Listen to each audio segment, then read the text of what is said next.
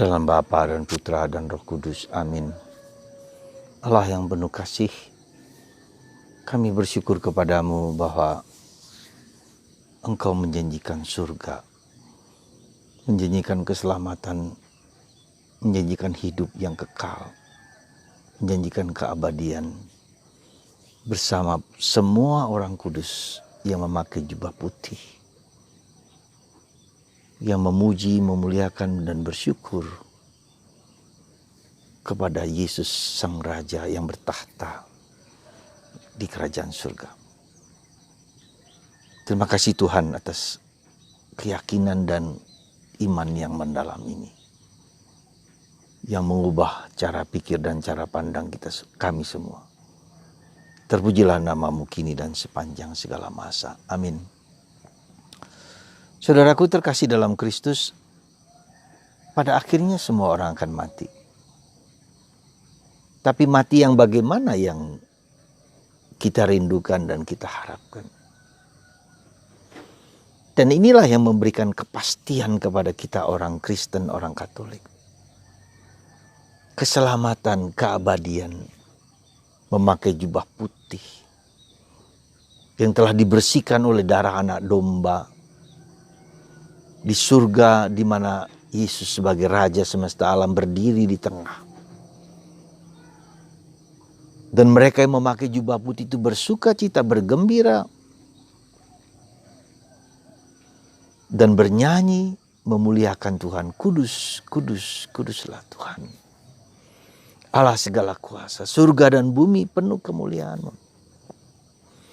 Tak lagi ada air mata, tak lagi ada kesedihan, tak ada lagi duka cita, tak ada lagi penyesalan.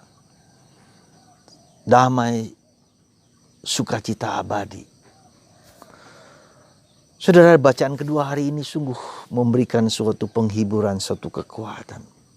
Ya, sesuatu yang harus kita miliki dan mengubah cakrawala pemikiran kita.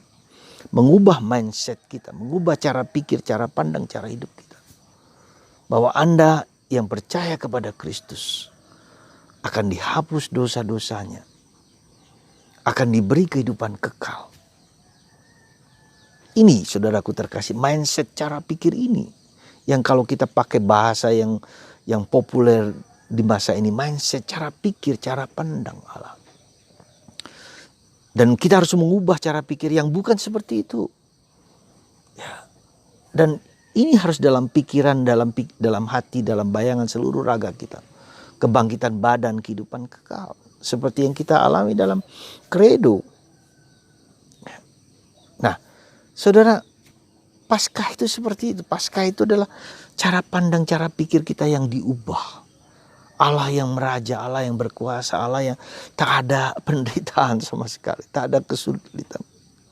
Dan anak domba itu, sang raja itu, ya, memberikan kepada kita kekuatan, memberikan kepada kita daya-daya untuk terus berjuang ketika kita di dunia ini dan tak pernah putus asa. Bahkan dalam penderitaan yang sulit sekalipun, kita tetap harus bersuka cita, bergembira. Ya.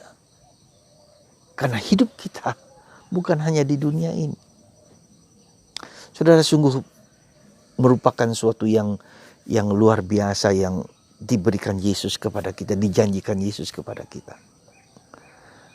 Dan itulah salah satu tugas seorang imam, seorang biarawan, seorang biarawati, seorang yang dipanggil Tuhan secara khusus. Karena dengan begitu kita sudah menikmati secercah surga itu, keselamatan itu. Ya, secercah keselamatan itu dengan hidup kami, hidup biarawan, biarawati dan imam. Dan kita membagikan itu kepada orang lain, mengajak orang lain untuk memandang surga, melihat surga. Dan surga itu mengubah cara pikir, cara pandang hidup kita. Maka ketika kita mengalami kesulitan, penderitaan pun kita tetap sukacita. Hari ini adalah hari panggilan. Ya. Kita diajak untuk apa? Untuk membagikan, ya, menyuarakan ajakan kepada anak muda, kepada siapapun untuk ikut serta mewartakan Kristus yang jaya, yang menang. Untuk mengubah cara pikir kita untuk terus bergembira, bersukacita. Dan itu sukacita bukan karena sekedar sukacita biasa. Sukacita duniawi, kegembiraan duniawi. Tetapi sukacita ilahi karena Tuhan yang telah menghancurkan kuasa dosa itu.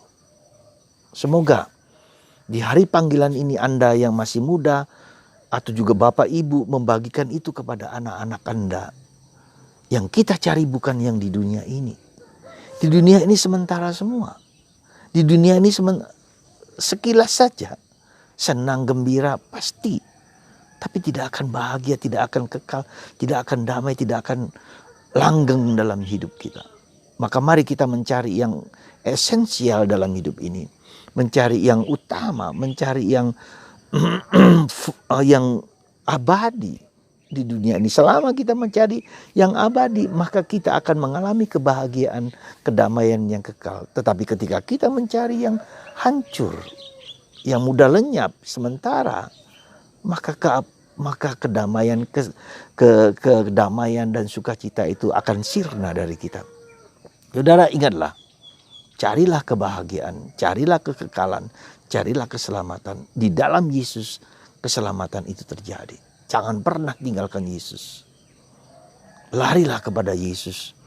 Ya, karena Yesuslah yang apa?